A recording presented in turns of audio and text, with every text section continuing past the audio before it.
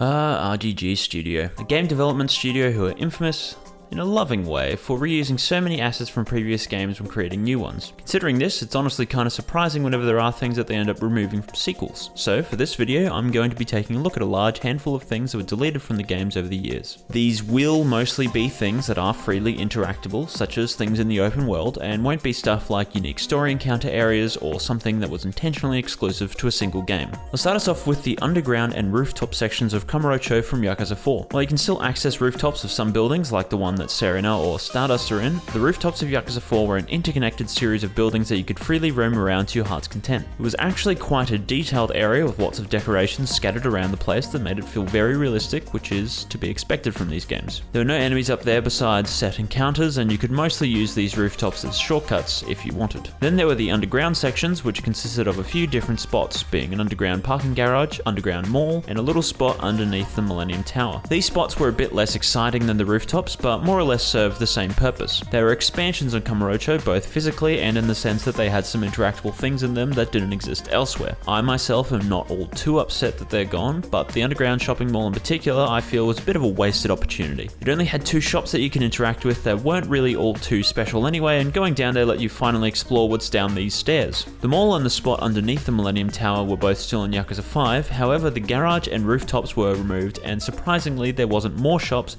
but actually less shops in Yakuza 5 compared to 4. I still think they should at the very least bring back the mall and could use it to add some mini games, shops and or restaurants, just to add a bit more to the same old Kurohyō that's in every game. Then we can talk about something I'm kinda grateful for the removal of: mortal wounds from Judgment. So with these things, if anyone hit you with a big strong move while they were drenched in a heat aura, or if someone shot you with a gun, your maximum health would permanently be reduced. I say permanently, but you could heal it using a medkit, which costs quite a large sum of money, or by visiting a doctor who is all the way in the corner of the map and in the sewers. Lost Judgment instead replaced it with a similar mechanic of mortal reversals, which is a way better mechanic, where bosses will still do big heavy attacks, but this time around you can turn it back onto them and do a big attack yourself. Mortal wounds, as annoying as they were, honestly could have been fine if they made a few changes. For example, they should have healed slowly outside of combat, they should have healed you when you rest on the couch, they should have healed you between chapters, the doctor should have been anywhere else, there should have been more than one doctor, or at least more NPCs to buy medkits from, they should have been cheaper to heal, they should have made it so guns do less mortal damage or none at all, they should have... Oh no, never mind, turns out the mechanic sucked. Good on you for getting rid of it, RGG Studio, very proud of you for that one. Another similarly annoying mechanic that was removed was the mechanic of having bosses heal themselves. Now there are several instances of bosses being able to heal themselves throughout the games, but I mean specifically the bosses in Yakuza Kiwami. This mechanic was where bosses would randomly decide that they're just going to start regenerating health, and you need to swap to the fighting style that match the color of their aura and use a big strong heat action to make them stop. Now you could use any heat action, but regular attacks and grabs would do nothing. So your best option usually was just to use the specific style special attack. It was annoying how early game you don't have all of them, so a lot of early boss fights would just regenerate their health and there wasn't anything you could really do about it, but admittedly they didn't regenerate too much health. Yakuza 6 didn't have anything like it, and even the Judgment games adding back multiple fighting styles didn't think to do it either, so clearly it was a one-off. Now for whatever reasons there may have been, Yakuza 6 got rid of a lot of things, but there were many things that future titles thankfully ended up bringing back. For example, there was no Champion District or Kurohyō Hill sections that you could go into in 6, which were later brought back in Kiwami 2 and Judgment. Yakuza 6 also removed a stable mechanic of the gameplay, being the equipable weapons. Weapons you can equip, I don't know. By that I mean ones that you could create or buy that you'd shove in your pockets ready to use whenever the moment called for it. However, rather humorously, Kiwami 2 added them back, then Judgment got rid of them, then Like a Dragon added them back, then Lost Judgment got rid of them again, and now they'll be back in Ishin Kiwami. And I don't know why, but this trend, get a sort of strong feeling that they're not going to be in Gaiden, but then will again be in Like a Dragon 8.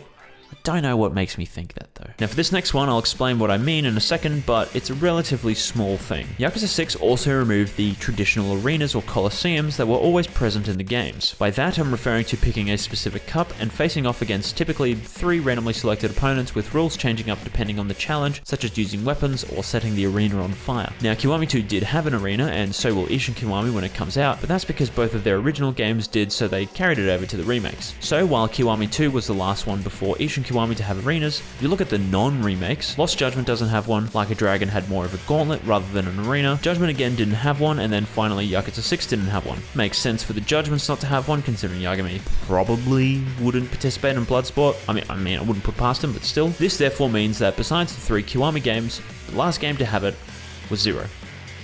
Wow. Now something else that Zero had the last laugh with was the ability revelations. They first came about with Kenzan and consisted of some sort of bizarre cutscene where you press some buttons that flash on your screen, then you pick a response, watch some more bizarre scenes, and then boom, you've got your new ability. The slight exceptions were that Yakuza 5 didn't make you pick a response, and Yakuza 0 made you do neither of those things. Zero also had the revelations tied to the story and allowed you to unlock the different fighting styles rather than one ability, and if maybe you forgot, yes, that is where the "that's rad" and "holy shit" come from. Ishin also had revelations, however, they worked much differently than the other games. After unlocking a revelation book, which you could do by doing a bunch of training with a specific style master like Komaki for example, you have to go out into the world and do a very specific action several times until eventually you get given the prompt to start the revelation. It takes a stupidly long time to be able to access the revelation, but once you get the chance to press triangle, you get the revelation, which looks like this.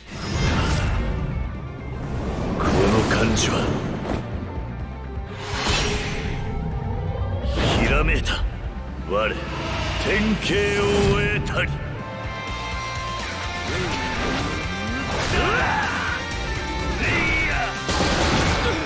Now I can only imagine that they'll still be like this in the remake, but I really do hope that they tone down how long it takes to get them by a lot, because that shit's annoying. But anyway, after Zero, the Revelations never made another appearance for whatever reason. Up next is, in my opinion, the most bizarre thing to get rid of in the whole series. So these two little bits in the south end of Yokohama and Yakuza Like a Dragon? Yeah. Now that in Like a Dragon, these bits had nothing besides a little factory where you could make and upgrade weapons, the Seiryu Clan HQ, the adult shop that sold gear, and Ichiban and Namba's little apartment that they had where they sleep on cum. None of these things would have served a purpose in Lost Judgment if they weren't blocked off, besides maybe the gear store selling equipment that Yagami could use for whatever weird purposes. But still, it's really weird to just cut this bit out of the map, but have it still be there anyway. I mean, you can still see the borders of the original map, but now there are just garbage trucks in the way. It's weird, I don't understand it. Another cut piece of the map, although this time with Kurohyō, was Purgatory. This one was actually cut out for story reasons, pretty sure, but the reason I bring it up is that the shortcut into Purgatory from the sewers still exists. In a game like Yakuza 5, when you climbed this ladder, you would be taken to right outside the florist's weird little castle thing. Then in Yakuza 6 and Judgment, not Kiwami 2 as Purgatory is still there, whenever you climb the ladder, you end up in the hotel district. This is a realistic place to end up in terms of the scale and everything of Kurohyō, but it's really weird to think that they just must have concreted the whole area above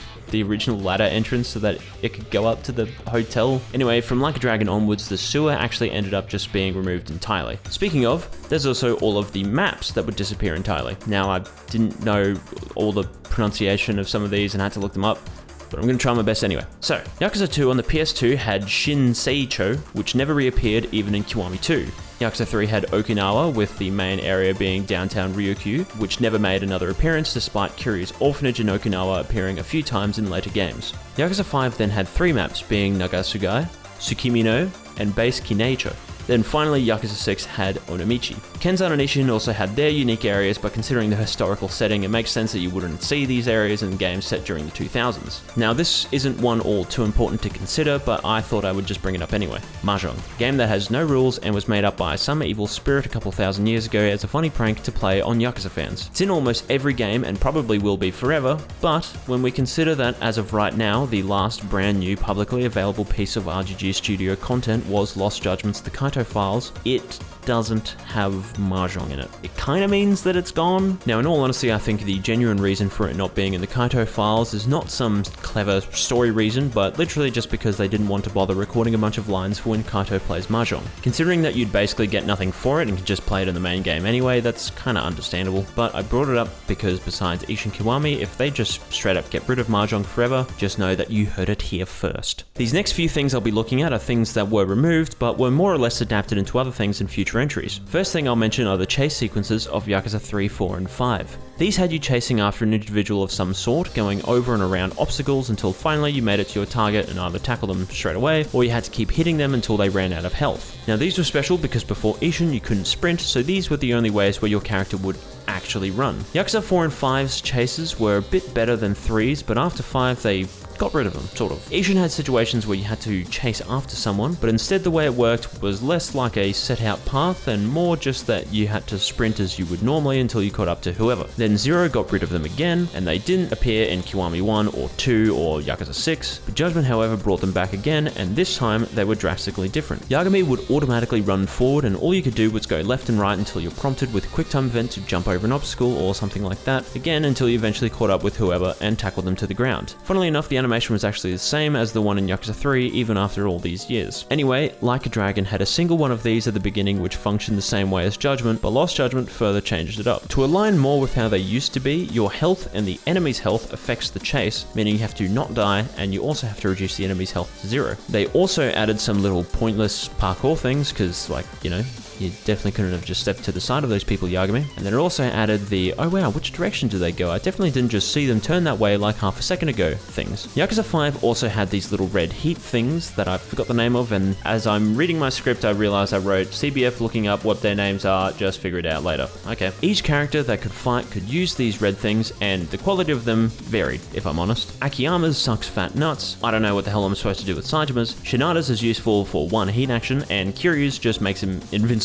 These red jelly beans only appeared in Yakuza 5, but Kiryu's one specifically is something that you could pretty reasonably assume was the base for Extreme Heat in Yakuza 6. Extreme Heat changes up Kiryu's basic attacks, it turned him invincible and slowly drains your heat over time. Extreme Heat was then turned into EX boost in Judgment, but it was still essentially the same thing with some slight differences. Another Yakuza 5 thing was the mechanic of having enemy leaders in random encounters. These were always the NPC that runs into you on the street, unless you get one of those ones where they're the 4 dudes that start the fight, and the way it worked was that if you killed the leader, all of the other enemies would get scared and back away. The dudes that fall into the ground could then be one-shot, which is pretty bullshit to be honest, and sometimes the enemies could completely escape from battle. Speaking of, enemies could also call in reinforcements, a mechanic which outside of the long battles only exists in Like a Dragon and Yakuza 5, which is the exact same story as enemies running away. Enemies succumbing to fear is still a standard mechanic, but these little extra things in Yakuza 5 were a pretty cool way to make each fighter feel a bit more varied, but at the very least I'm glad that they have them in Like a Dragon, and they definitely feel at home in the turn-based nature of the game. Anyway, Yakuza 6 had the Clan Creator minigame, which had its own little side story and allowed you to recruit various NPCs, including special characters like Daigo to be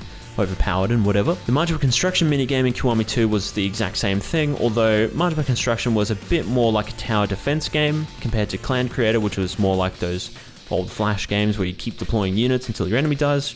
You know, after Kiwami 2, this minigame didn't see another appearance. Consider this, however. Kiwami 2 and Yakuza 6 were both action games, and as we all know, Yakuza Like a Dragon is turn-based. So, if a minigame that has its own little side story that allowed you to recruit various NPCs, including special characters like Daigo, were to become turn-based, it would look something like this. While it's obviously not the same game, you can definitely see what ended up happening to the Clan Creator minigame in Like a Dragon. Ishin had, and now the remake will have, 4 little minigames that fill in the role of the usual Hostess Club minigames from the other games. I don't know if there are other women, but you do the usual stuff of speaking to this one lady and picking dialogue options. Then later you do a drinking minigame, which in the remake is called Sake Showdown, where you and her have to try and drink as much as you can without spilling sake everywhere and getting your clothes wet, but even if you do, that's fine because then you play rock, paper, scissors, and whoever loses has to take off more and more of their clothes. Then finally, if you win that, there's some bullet hell thing called sensual healing, which is ludicrous, and I wasn't at all expecting it when I first did this shit. Now then, Sake Showdown and Sensual Healing were just an Ishin, but the background of the healing thing seems to be the base of the backgrounds of the Phone Club minigame in Yakuza 0. Then the way that rock, paper, scissors is played in Ishin is that you can sort of see what she's going to do before she does it, and you can cheat by using Soap McTavish from Call of Duty's Powers of Slow Motion to see what she's doing a fair bit easier. It's therefore a bit different to the paper, scissors, rock minigame of Yakuza 0 and Kiwami 1. Now they're called the Catfight Club and Mesu King Battle minigames, but realistically it's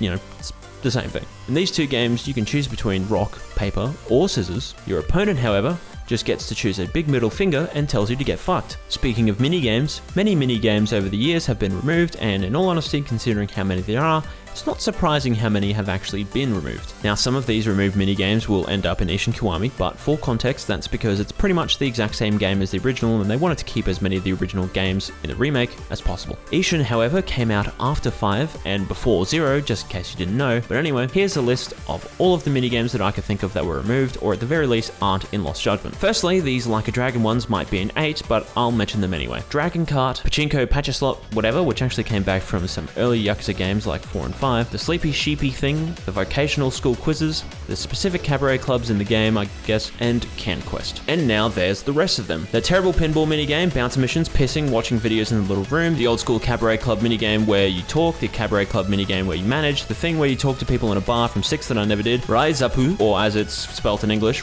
Rizap, the baseball management from 6, the live chat which got turned into the photo shooting thing from Kiwami 2, which then basically got turned into the girls' bar minigame and Lost Judgment. But anyway, spear fishing, and speaking of which, there's no more regular fishing, nor is there bowling, pool, roulette, baccarat, photo booth, Chohan, CeeLo Green, pocket circuit racing, the real estate minigame, Miss Tatsu's thing where you break stuff and get shot, the phone club, disco dancing, booyah dancing, chicken racing, cannon coaching, the scarecrow training, the battle dungeon, which I don't actually know if it's in the remake or if it's different or the same, I don't know, but I guess we'll see. All the stuff in Another Life, wood cutting, the blacksmith game, I guess, Noodles in Yakuza 5, the Japanese quiz thingy that was just for Japan and whatever, the comedy duo thing, snowball fights, hunting, taxi driving, and the speedy taxi driving, that IF, whatever VR stuff, gun rain or however you say it, air hockey, I guess every minigame present in both of the PSP games, if you think about it, because we'll never see them ever again, table tennis and the hot springs, Boxelios, the massage minigame, golf, but like golf, not the golf center golf at the golf center, like all of the minigames in Ken-san besides bowling, YF6, then there's also some games in the arcade like Outrun, Virtual Fighter 2, Puyo Puyo, Virtual On, Taiko no Tatsujin. Oh, far out, man. I'm gonna be honest, I've not even touched like half of these. How are there so many? Then they also removed your ability to not click subscribe. Haha, hopefully. Fun fact, if I get more subscribers here than Greg Chun, the English voice actor of Yagami and Nanba, has followers on Twitter, then I get to seal his identity as Greg Chun, therefore meaning that I will be in the next Yakuza game. How cool is that? Anyway, if you're someone who typically watches my stuff, well, thank you very much. But if you're not, typically at the end of my commentary videos, I like to make some sort of sudden joke that makes me seem absolutely psychotic, but this time around,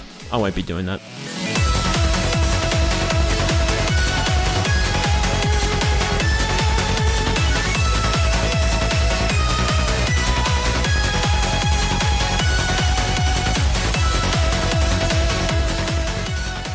Haha, just kidding, you idiot! I tricked you! I'm taking your dog too, Greg!